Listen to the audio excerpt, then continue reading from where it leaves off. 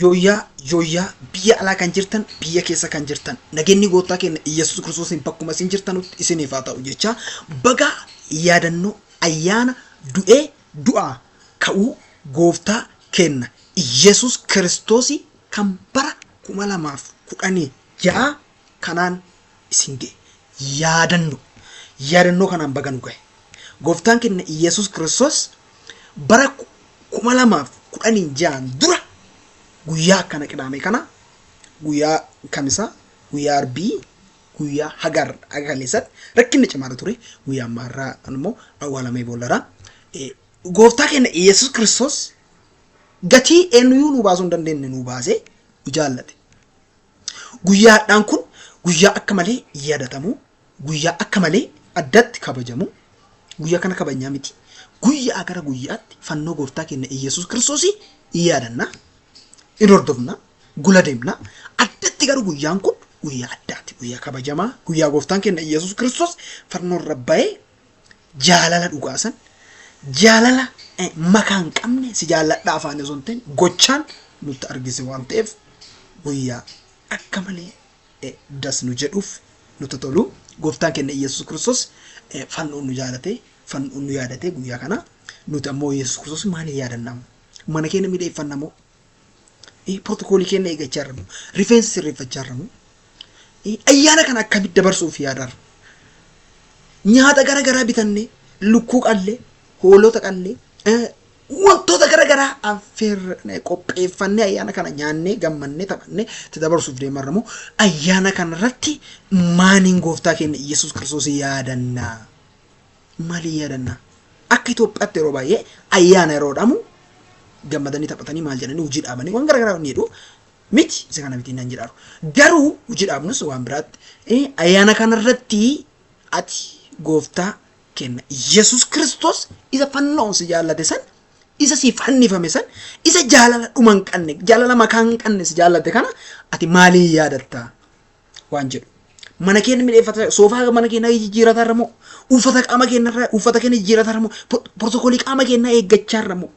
ofisi reepannee fi miidheeffannee ayyaana kana dabarsuuf qophaarra moo gooftaa keenya Yesuus Kiristoos akkamii yaadatarra maaliin yaadatarra inni bar guyyaa kana fannoon nu yaadate fannoon nu jaallate fannifamee fannoon rabba'ee nu jaallate nuti ammoo maaliin yaadanna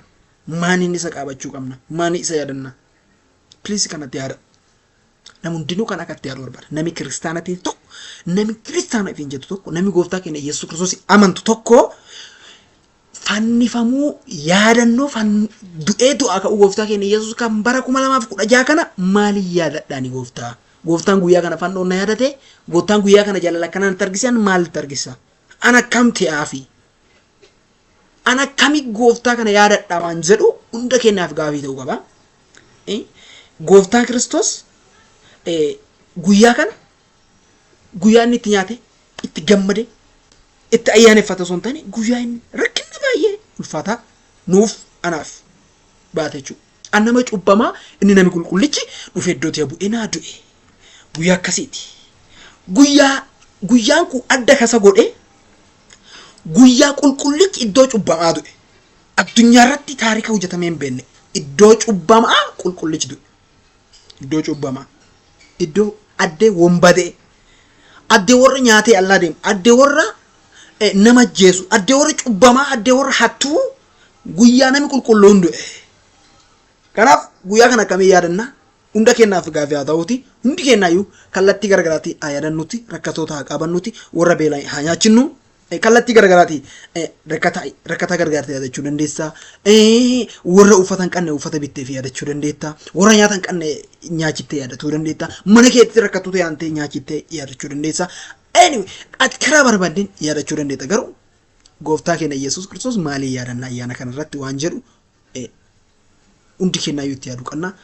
achuma namoo dhaamsi tokko isinii qabu gooftaan keenya Yesuus Kiristoos eebbisuuti ayyaana gaarii isin ta'u ayyaana quufa gabbinaa ayyaana itti gammannu ayyaana itti rakkina keenya irraanfannu ayyaana itti beela dagannu ayyaana itti rakkina biyya lafa kana irraanfannu nuuf haa ta'uutu hunda kennaa fi gooftaan keenya Yesuus Kiristoos baraaf amma bara baraatti mootii inni kalee du'e inni kalee du'aa ka'e inni garraatti jiru inni haga bara baraatti jiraasuun gooftaan keenya Yesuus Kiristoos bara baraan